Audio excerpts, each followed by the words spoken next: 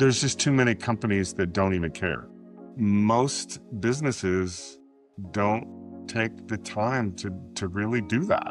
There are three things that we really want as human beings.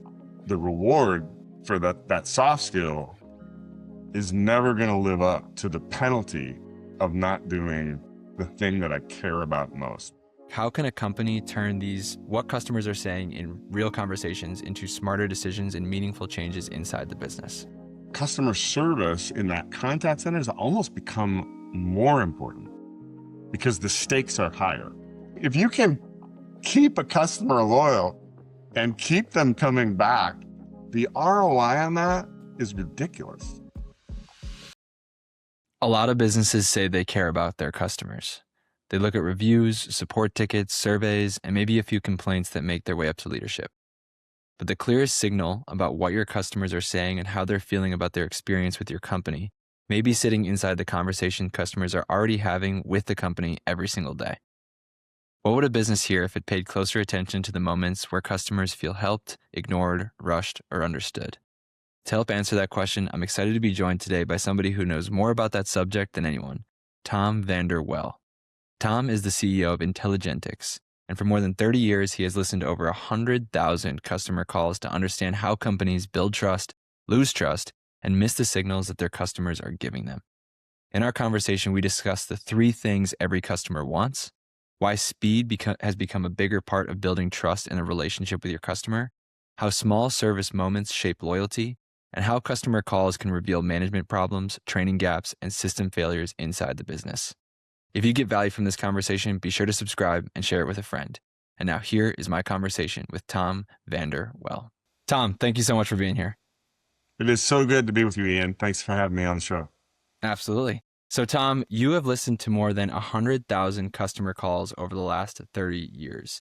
So what has that experience taught you about how trust actually works between a company and their customer? The trust factor is really in any business. The customer comes to you that you have a product or a service to sell. They purchase that product or service and there's a level of trust that this is going to be what I expect it to be.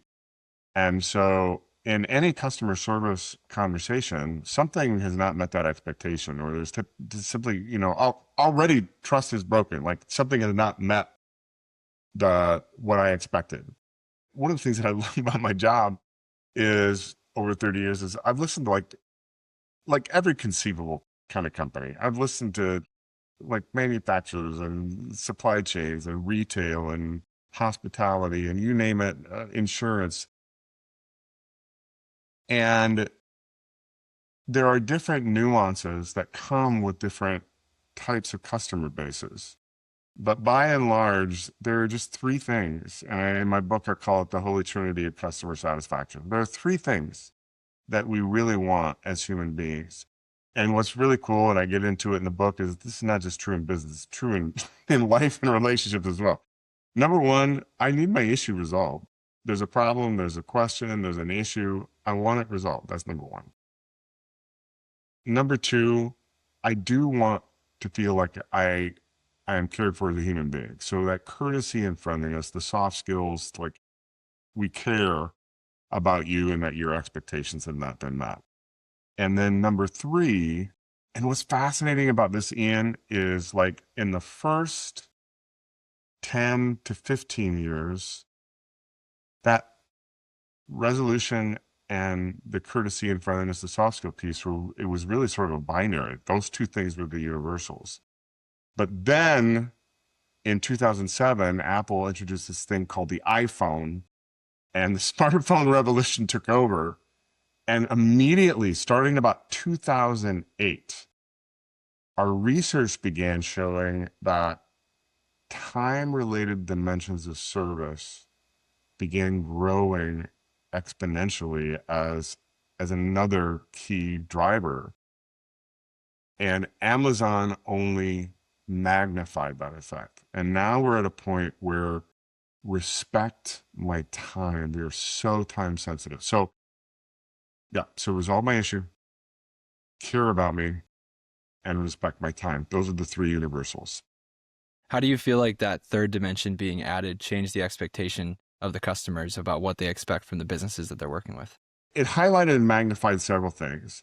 Number one being I satisfaction with like in the way customers perceive it, Ian, is that like with every contact that I have to make to try and get my question answered and my issue resolved, we have data and the research to prove it. With every contact, my satisfaction drops overall with you as a company.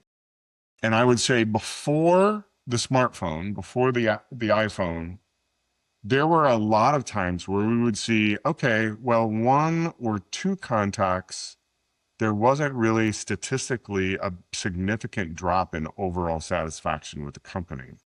Then you have to get into three or four contacts before the customer's like going, yeah, I'm really not happy with the company. After the advent of the smartphone and the introduction of Amazon, we call it the Amazon effect. Like, no, it is one contact. If I have to make a second contact, satisfaction significantly drops. So part of this conversation is that when you talk about dimensions of service, some things are what we call penalty variables, and some things are what we call reward variables. So a penalty variable is if you do this, I'm not going to reward you for doing it. It's just what I expect. If you don't do it, I'm definitely going to penalize you. And the example I use, this is from real life. My job in my household here at Vander Well Manor is one of my jobs is to get the bins out on the curb by 7:30 a.m. on Monday morning, because that's when the garbage trucks come on Monday. I'm terrible at doing this because it's Monday, man. In the weekend, I'm not thinking about garbage. I'm not thinking about got other things to do. And so inevitably Monday morning, my wife hears the garbage trucks coming down the street. And she's like, Tom, did you get the bins on the curb? And I'm like, no. Penalty variable. Now I'm in the doghouse because I didn't do my job. If I had set my timer and on Sunday afternoon, I'd gone out and gotten the bins on the curb, my wife would not be waiting inside the mudroom going, Tom, I love you so much. I love you. You're the greatest husband in the world. It's not a reward variable. It's a penalty variable. If I don't do it, I'm penalized. If I do it, I'm not going to be rewarded. That's what resolution and time-related dimensions of service are. They're penalty variables. If you waste my time, if you don't resolve my issue, I'm going to penalize you. I'm not going to be satisfied. But if you do it, I'm not necessarily going to have big, warm, fuzzy feelings about you as a company. It's that soft skills, the courtesy and the friendliness, where the reward variable comes in. So if you meet my expectations in time-related dimension service and in resolution, and you also give me a service experience where I really feel cared for, and I feel like I got a personal relationship with your company, that's where the reward comes in and you begin driving us kind of raving fans, if that makes sense. Wow. That is such a nuanced and educated insight into these kinds of conversations that just literally you can only get that kind of insight and that level of articulation, like being able to articulate and explain that if you've listened to as many calls as you have and if you've written a book on the subject, or like you sat down, did the hard work of sitting down and having to really figure out how to articulate this. So just a testament to your experience. That's amazing. So if I could repeat it back to you just to make sure that I have it understood, the time and the resolution of the problem are kind of like permission to play, right? Those are the expectations. Those are the standards. You have to make it fast. You have to actually solve the issue. You have to fix it, right? If you don't do those things, then you're going to start getting nasty comments, people, leaving negative reviews, right? That's where you're going to be penalized if you don't, but you're not necessarily going to be rewarded if you do, right? It's just the permission to play. Right. It's the expectation. It's the standard. And then the middle, Yeah, exactly. the middle dimension, right? The actual service is where you can start to differentiate yourself and create an experience that people are going to talk about.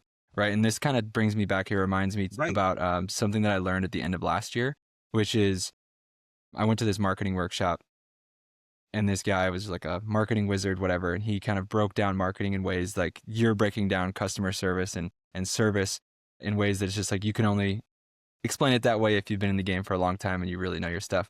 But he broke down marketing as like, okay, but like he told one story that in marketing, basically you want to create a product or service that people are going to talk about. People talk about the things that they didn't expect, right?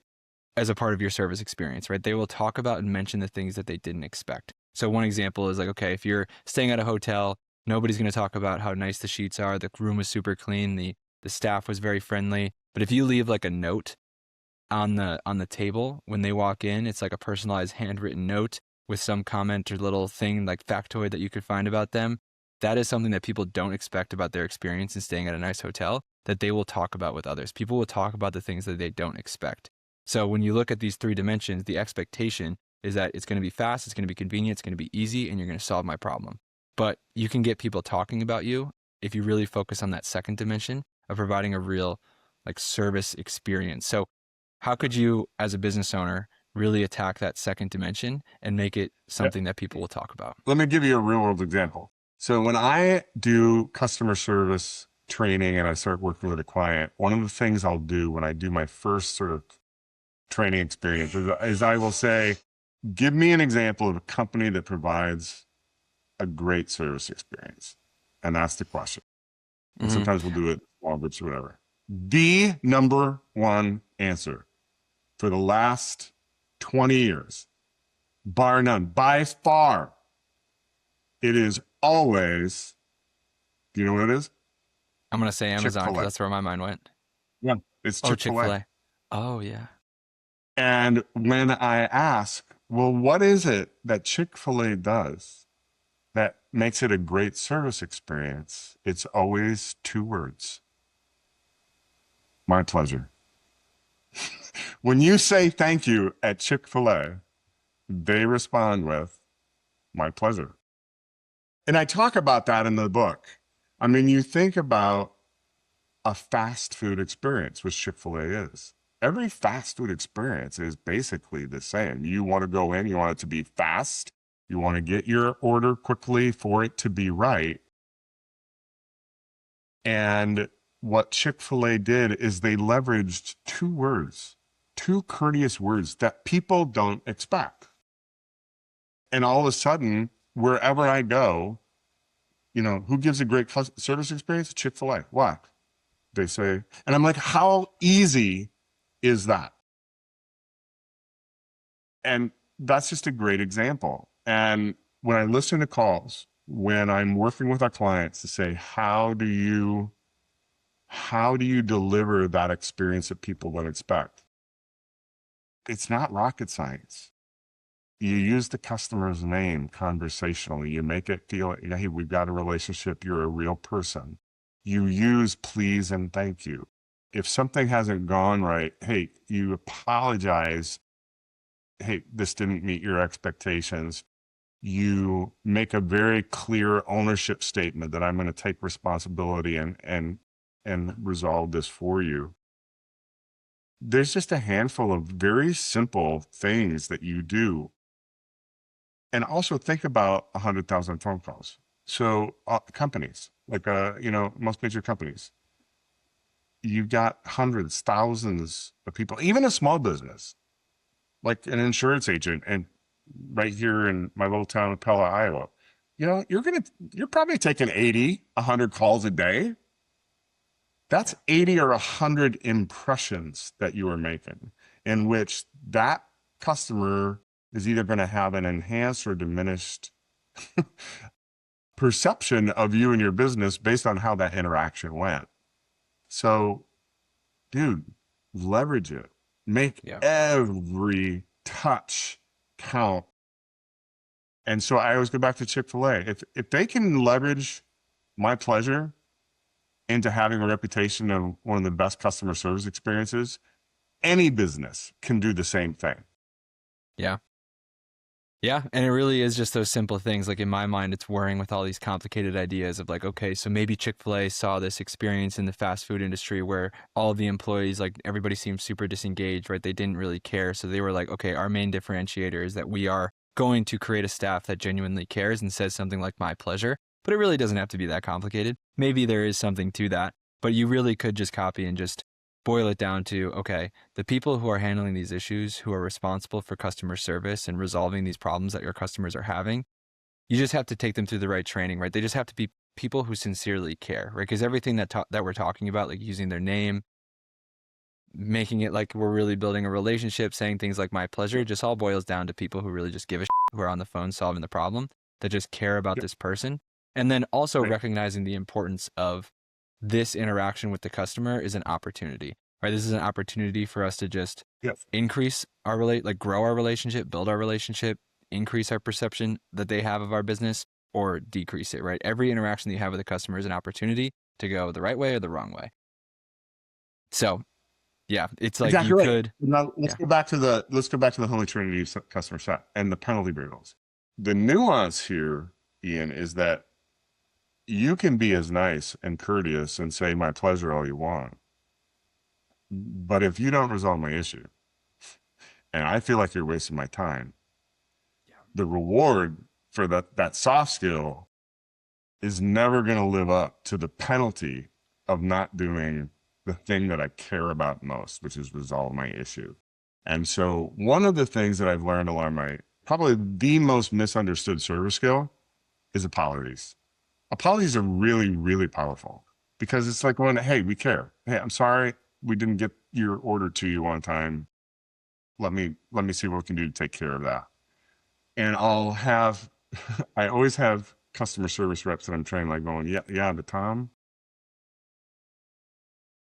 I had this customer who said they didn't want my apology. So I think you're wrong. I don't think customers want an apology. And I'm like going, okay, 100,000 phone calls. I have heard customers say, I don't want your apology. I've heard it. Every time I've heard it, one of two things has been true. One, you're over apologizing. I'm sorry. I'm so sorry. Ian. I'm sorry. I'm sorry. I apologize. We really should. We're sorry. We're apologizing. And customers are feeling like, shut up. Because that's not, okay, you apologize, but that's not what I want. What I want is resolution. Or number two, you're really not resolving my issue. And so it's sort of like the apology and the care is hollow. So it's the same thing. The reward for caring about the fact that you haven't met my expectation will never overcome the fact that the penalty of you're not resolving it. And that's when customers say, I don't want your apology. yeah, right. Because the first two things, the first two boxes need to be checked first before you can make any difference in your candor is you're solving the problem and you're doing it quickly, conveniently for the customer. So like the whole process needs to start with those two boxes being checked, double checked, triple checked, underlined, bolded, right? Italicized, right? Like those are the two main pillars, but then the opportunity Yep. for differentiation and the opportunity to Mhm. turn this customer service experience that your customers are going to into something that they're going to talk about in a positive light and build the relationship is that candor, right? Is that apology, right? Is the my pleasure. That is the cherry on the top of those first two boxes need to be checked in order for a functional customer service experience. And then you can Yep. turn your customer service experience and your customer service function into an asset that helps grow your business with that cherry on the top. Absolutely. And here's where the complexity comes. So you've got this person that you're paying to answer the phone and be your representative. And so everyone thinks of quality assessment and call monitoring as well. It's really about just holding that person accountable to what they say and how they say it. But if that's the only reason you're doing quality assessment, you're missing the boat because there's so much more complexity to it. That CSR answers the phone and says, well, I need this. Well, we only have one person on our team that handles that particular issue, and they happen to be at lunch right now. So what am I going to do? So now we've got single point failure. The poor CSR answered the phone. They're just dealing with what they've been given, and they're doing the best they can. That's a management issue. That's a policy issue. That's a procedural issue. And what that points out is, why in the world do you only have one person that handles this particular region or item or issue? Why don't you have redundancy? That's just ridiculous. So when Intellidensis does QA, we're not just listening for what the CSR says and how they said it. We're looking for pain points. We're looking for system failures that the CSR did everything they could. They did the best they could with what they had, but they've been set up for failure. And if the C-suite and management aren't willing to listen to the calls from that perspective and deal with the things that they need to deal with, then it doesn't matter how great of a customer service rep you have on the phone. They're still going to fail in the customer's line. Yep. And, those system failures can be something that exists within an organization for a long time without any major issues coming up. But eventually, there's some law that I'm just not remembering right now. But like, if there's a failure in the system, eventually it will inevitably be revealed and create an explosion, right? Because, you could have 50,000 great customer service experiences with your customers, but one bad one will just really defames the reputation or whatever I'm trying to say, right? Like you read, if I'm reading about a product, right, and I see 10 5-star reviews and I see one 1-star review, like that 1-star review is probably going to be weighted more heavily. Like the example for me is like when I'm trying to figure out what book to get next, I go down and look at the reviews. If I see like a 1-star review, I'm like, I probably don't want this, right? And everybody, again, another thing that Amazon did, right?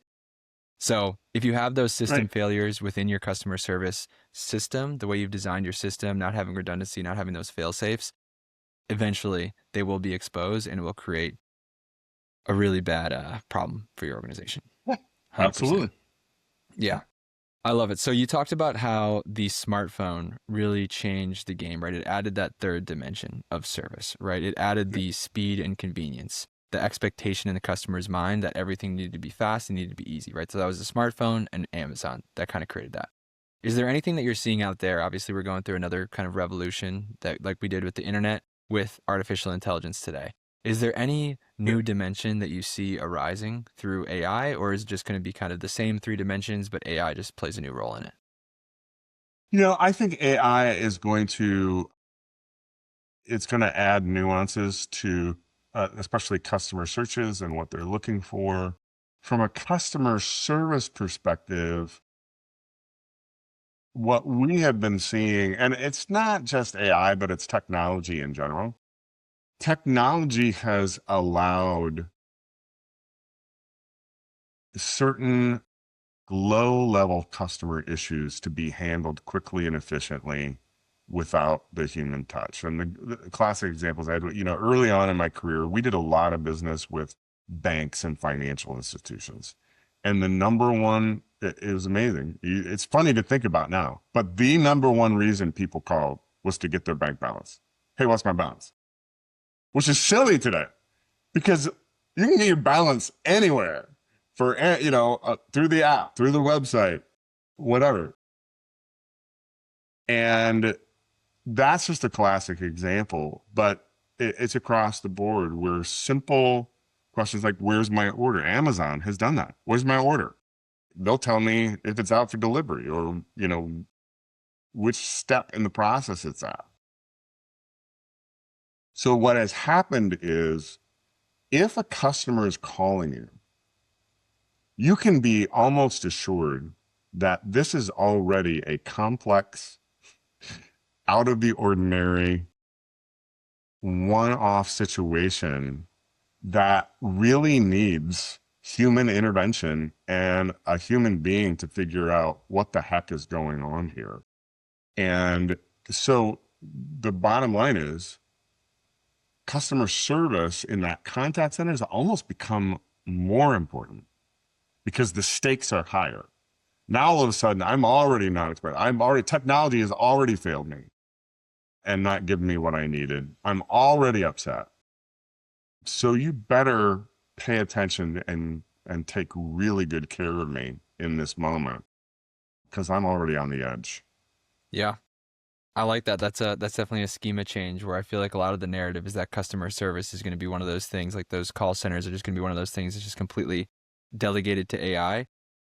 Whereas you're saying that, okay, the demand for higher quality CSRs is going to only increase because if a customer is getting to the point where they're making a call, they want to talk to somebody, and it's like I'm starting to get old. Like I call customers or companies when I like need help, and I'm like, God, I just want to talk to a human. Like enough with these robots, right? Like so more and Yes, more people are going to get yes, to that point, right? Yeah. So CSRs are going to be dealing with much more complicated and nuanced issues, so they need to be more talented and more trained and more skilled. absolutely. And one of the other interesting things that we're seeing is over the years, and my career has just been a really fascinating period of time, with the advent of technology, but also generational differences. What we're seeing right now in our research is there have always been generational differences, but they are more pronounced right now than they've ever been before. And the differences between Gen Z and millennials is incredible. The difference between millennials and boomers is incredible. And what that creates for customer service are really interesting nuances. And we've even talked to clients about like, who is your customer base? Because if your customer base is primarily boomers, and we have some of those clients, like 80% of their customers are older Americans, like healthcare and different things. There are different expectations than there are Yeah. for Gen Z or for millennials. And one of the nuances that we're finding really interesting with Gen Z is Gen Z is so used to dealing with technology. I mean, they love the technology. They're really good at it. They've grown up with it. They've had it their whole lives. But when things get complicated, Gen Z really does want the human connection. They really want to talk to a human being. And that's different than really millennials and some of you in Gen X. And so it's fascinating to watch this pendulum pivot Yeah. um, and where that's going. Yeah. So how do you take into account? So if you're working with a client, they have a customer service element to their business, but it's not very professionalized. Like they bring you in, they're like, all right, we need to professionalize our customer service, how we're handling our customer service. How do you take into account like who their customer base is? Like, is who the customer is going to impact how you design this customer service system for them? Like what options you have available? Like maybe if their primary customer is that younger crowd who is more proficient with technology, maybe you can incorporate more technological options or technology driven Mhm. options. So like how do you Mhm. use who the target customer is to kind of influence the or I guess maybe the better question is how do you like what do you take into account when you are designing the customer service system within an organization, Sure. obviously with the customer Sure. base being one. Yeah. So we always start with a customer, a really good, rigid customer satisfaction, voice of the customer survey where we really dig in and we talk to the customers, either qualitative or quantitative, depends on the size and customer base.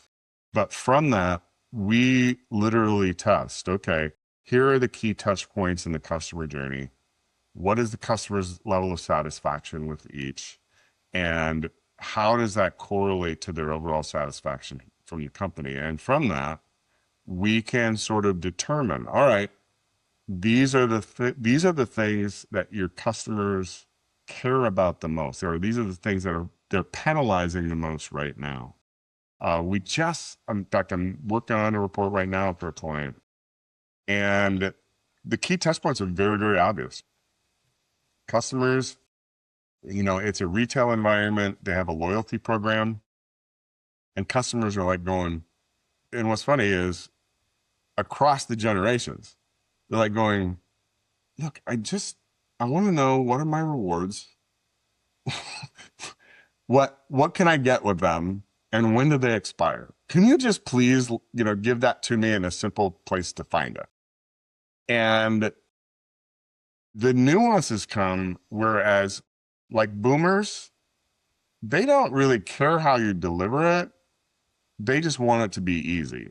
So when I get the thermal paper receipt, if you had my, like, here's your reward points, here's what you can get, like, lovely, wonderful. I want to be able to log into the website and it's right there for me. The younger generations are like, no, no, no, no, give me an app. I want an app so that I can go in and you scan my app.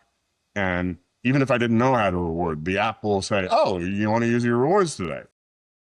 So the younger generations are more savvy as to what the options and abilities are, but the issue is the same. I just want to know. And so as we go in, we can also then, when we do the survey and we do the data, we can also segment and kind of go, okay, well, your boomer customers think this, and here's where their satisfaction is with these dimensions. Your Gen Z customers think this. And sometimes there are differences where you're like, and we've even had situations where we've had to say, look, you may need to split up your marketing, your service delivery system, and figure out ways to, like, going, if I know that this customer that's calling in, here's their phone number. I know this customer, they're Gen Z. All right, your service rep is going to have to deal with them differently than they would if they were a boomer. And in some cases, it's getting really, really nuanced. Yeah.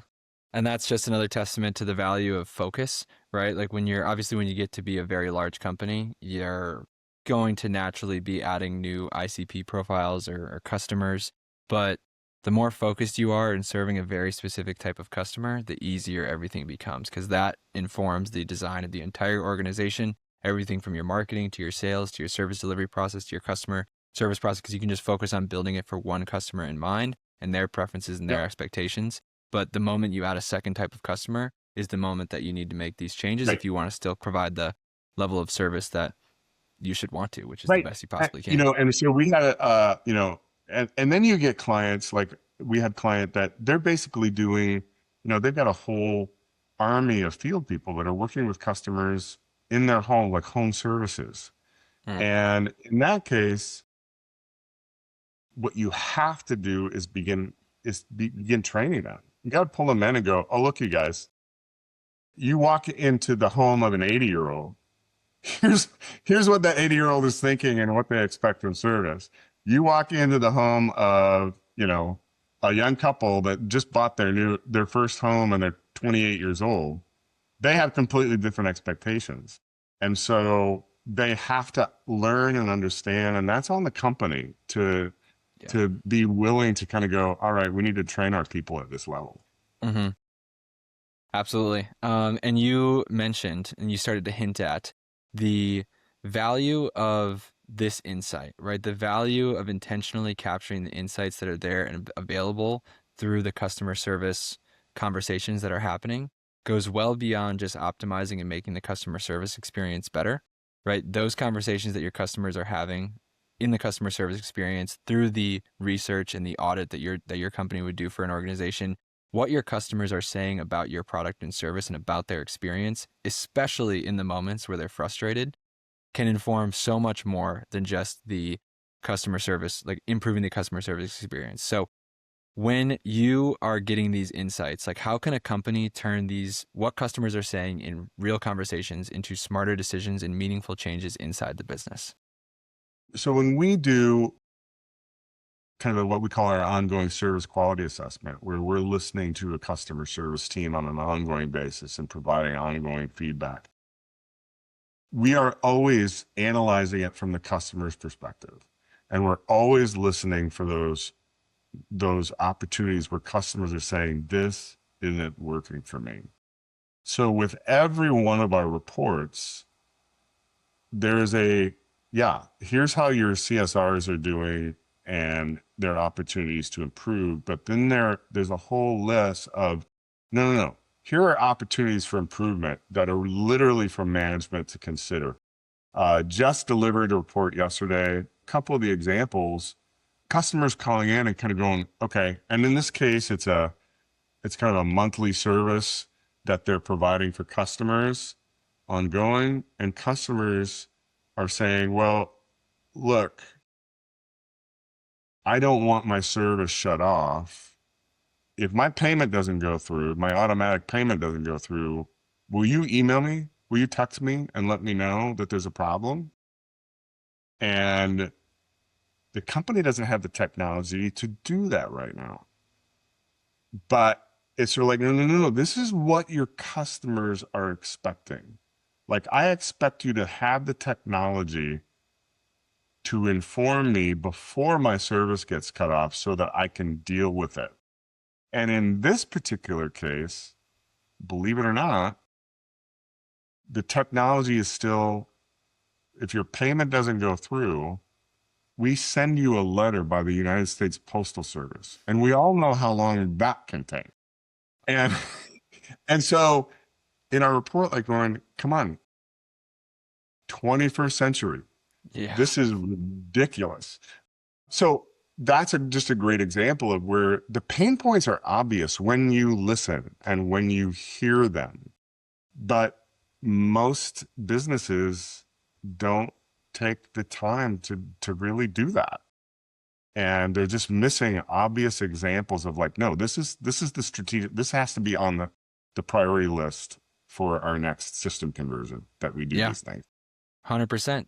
These are your customers, the people that you have built this entire business around serving, telling you exactly what they're looking for. That is such a golden opportunity to just elevate the quality of your service, elevate the quality of your product, and provide a better experience for your customers, which is the objective of any business, is to just create happy customers.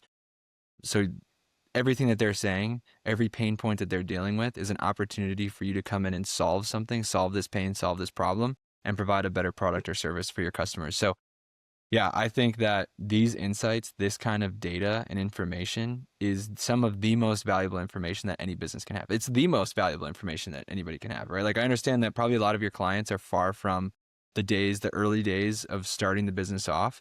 But like, whenever you're starting a business, right, the first thing that you're encouraged to go do is just talk to potential customers and figure out what they would want, right? Just ask them questions about, hey, how are you feeling about, like, what are you struggling with this problem? Like, what would you be looking for in a solution?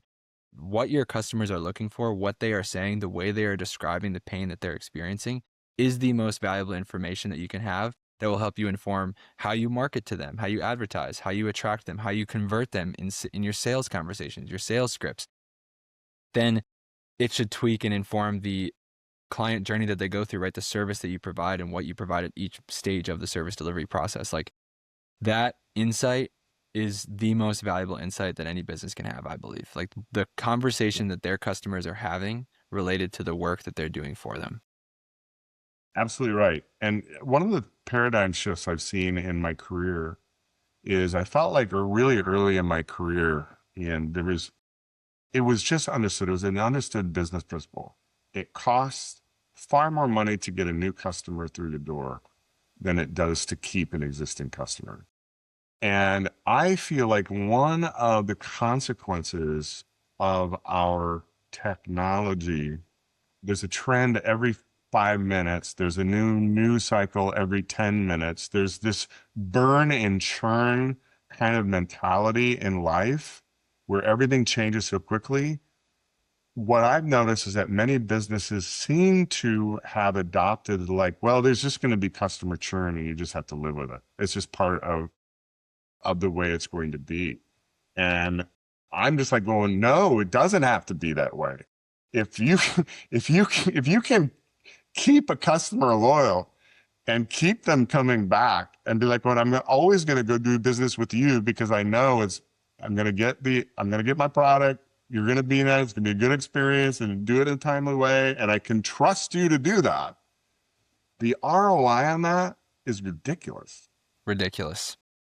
If you could like increase your average, like if you can add another month to the average time that your clients stay on your, like, the math is ridiculous. Like, if you ever sat down and did retention math, it's like, okay, if we add our average retention from 5 months to 6 months, like if you make that shift, it's bonkers. It's bananas. Not to mention also if you provide a better experience to your customers, they're Yep. going to be more likely to leave a testimonial, refer others to everything. So it goes far beyond Yep. just retention. Yeah. So this is funny. So this is just the economics of a business. I was talking to a technology company and they're thinking about doing their first ever voice of the customer. They never talk to their customers ever. Now, Wow. they have a small customer base and their customers are clients, like big companies.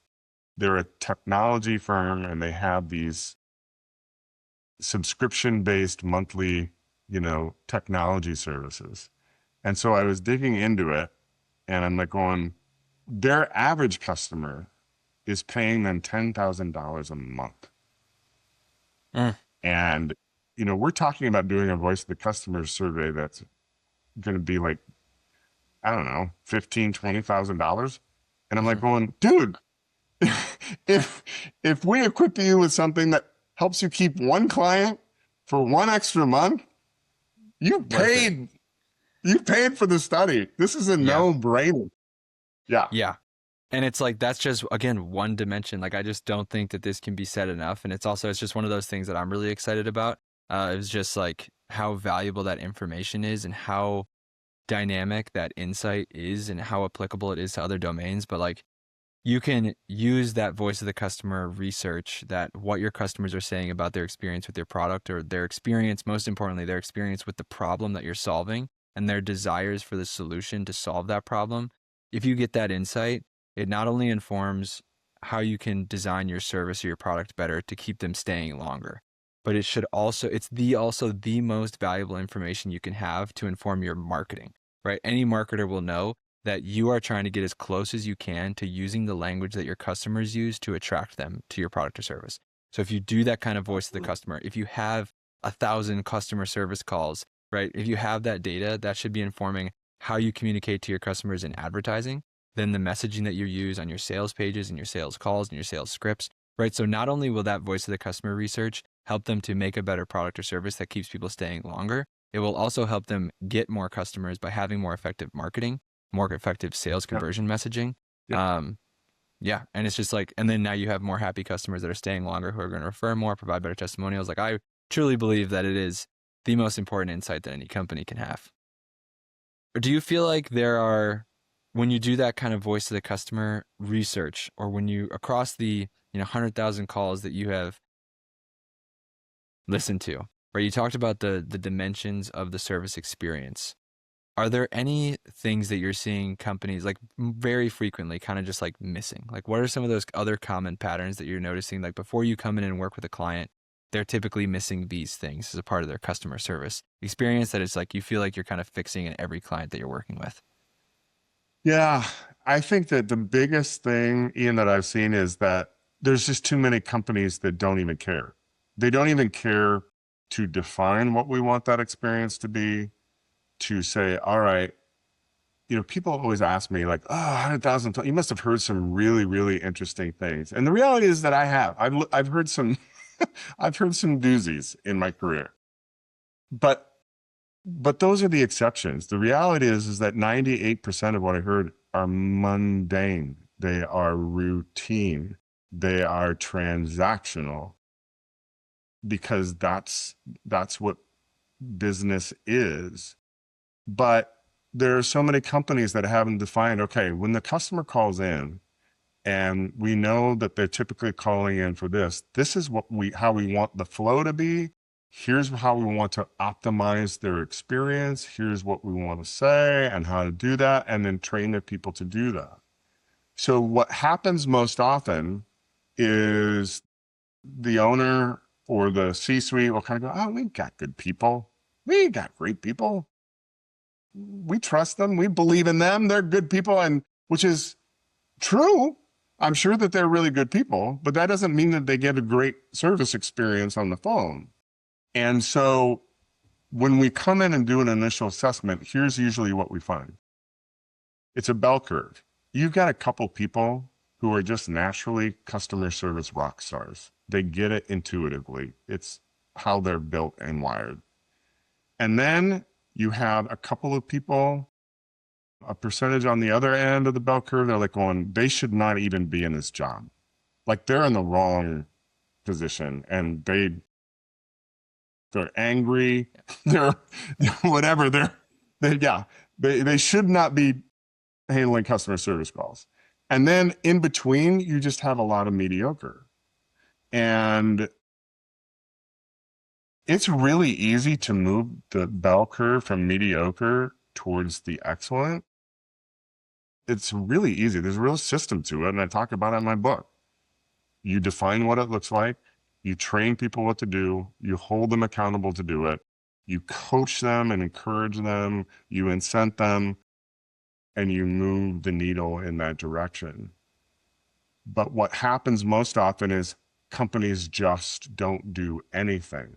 So then what happens is, if I'm a customer, if I have the really good experience, I call it, I happen to get the really good CSI, okay, great. More likely to be loyal. I get the bad person, no way, I'm going to go somewhere else. Yeah. I get the mediocre, and it's sort of like, well, I can get this anywhere else. So if company down the street has the same product or service for the little bit less money, there's no reason for me to stay. And so companies just put up with the churn. Yeah. Well, I was going to say it's sad, but at the end of the day, it's an opportunity, right? For the people who are going to take this seriously. And yeah, it's an opportunity for the people who are going to take this seriously, who do want to turn this into an asset for their business that not only keeps their current customers more loyal, deepens the relationship that they have with them, but then it can also have a system where their customer service, the insights that are coming from that division of the business are informing the other elements to help grow the business. But at the end of the day, if other people are not taking it seriously, it's an opportunity for you to do so and beat them. And that's where I've seen it time and time again. That's where it all depends on who's at the top of the food chain. If there's a leader at the top of the food chain who gets exactly what you're talking about, and is like going, look, yes, this is going to be an investment to do this, but the ROI in the long term is astronomical, then it works. There are too many companies, and especially in our private equity, let's just build a business and sell it for a lot of money culture, that's just like, oh, customer service is just a cost center. Let's just keep the costs down as much as we can and not worry about the long road. And that's really sad. But I get it. I get it too, right? It's very short-term thinking. And again, it just creates an opportunity for the rest of us who are going to take this seriously. And I can't help but just keep coming back to Amazon. I know they've kind of been like the gold standard in customer service now for a long time. They kind of changed the game. And it just brings me back to, I read this book called The Letters from Bezos, I think, or The Shareholder Letters from Bezos, something like that. But you learn, you get insight into Jeff Bezos and what he built Amazon around. And he built Amazon to be the most customer-centric company on the planet, right? That is his words. His goal was to build the most customer-centric company on the planet. And a huge part of that is, I mean, it's like the whole part of that is the service you provide to the customer. You're building everything for the convenience and for them. And a big part of that is the customer service, right? Like helping them when they're having a problem, right? And then turning that into an opportunity to create an amazing experience that they're going to talk about and keep them more loyal. Yeah. And what we're seeing right now, which is fascinating, is, and we call it the Amazon effect, is now this is trickling down. We do a lot of work with companies in manufacturing, distribution, components, circuit boards, you name it, all these little widgets. And for years, it's sort of like, well, it's just a different game and it's industry. And and no. Now customers in the B2B world are going like, no. This was wrong. I want it returned and I want an instant replacement, because Amazon is driving expectations to the B2B world in ways that the B2B world is not ready to deal with. And it's a game. Yeah. But hey, get in touch with the people over at Intelligentix to create a customer service experience that will bring you to the level of Amazon, right, in your B2B space. But I love it. So that's a good segue. So Tom, thank you again so much for the time today. I have one final question for you, but before we get to that, how can people get connected with you? Yes, absolutely. You can find our website, intelligentics.com. You can connect with me at tom@intelligentics.com. You can also find my book on Amazon. Speaking of Amazon, this call may be monitored. What eavesdropping on corporate America taught me about business and life. And yeah, I'm also doing a lot of speaking. And so if you got an event or an industry event or whatever that you're like, hey, we're looking for a good speaker on all of these topics, would love to address your team. Amazing. We'll have the links to all of that in the description. And by the way, I love the title of your book. That's compelling for sure. I love it. So, Tom, my final question for you is a recurring question that I ask all of my guests. If you had a giant billboard that everyone in the world could see for 10 seconds, what would it say and why? Who you are at work is who you are in life. And the reason being, one of the things that I've learned as I've coached people in customer service over the years and sales and things like, and I address it in my book, like who I am at home is who I am in my business, and vice versa. And so many people try and they're like, want it to be two different people. And I just always feel like the greatest businesses, the greatest clients I've ever worked with were the most genuine people. And there was no difference between who they were at work and who they were out of work, who they were on the phone, and who they were in a committee meeting. And so, yeah, be the best version of yourself wherever you are. I love that. Yeah, I feel like it would be exhausting to be any other way. If you're trying to put on a face, pretend to be something you're not, you're going to burn out. Like, you can't play that act forever, and it's not going to fill you up, right? If you're acting, pretending to be somebody else, it's just, you're not being genuine, you're not being authentic to yourself, which is, you're robbing yourself and you're robbing the world of that genuine contribution that you could be making. But well said, Tom. Thanks for the time. Absolutely. Thanks so much, Ian. Thank you for listening to my conversation with Tom. The main thing I'm taking away from this conversation is that customer conversations can tell a business where their systems are failing, which identify the opportunities and how they can improve the customer relationship and experience. Tom made the point that call monitoring is often treated just as a way to judge the person on the phone, but that misses 90% of the value. Obviously, it's important to monitor calls to give that person feedback to make them a better representative, but if you actually listen to what the customers are saying, it can identify the gaps and the opportunities and how you can make your product or service better, which is where growth happens, right? Like, what are your customers saying? What are they asking for? How can we make our thing better? Which, by improving your product, improving your service, is the most powerful lever to growing your business and making a better business. If you want to get connected with Tom Vander Well, you can find the link to his website, book, and contact information in the description of this episode. And if you're an author and you want to make your book more effective, meaning your readers get more value and it's more likely that they get a transformation by reading your book, and you also convert more of your readers into paying customers for your other services, download the Program Execution System Toolkit in the description of this episode. It'll show you how to build what I call execution infrastructure, which helps your clients do the work, get results, and convert into paying customers for your other services. Thank you for listening, and I'll see you in the next one.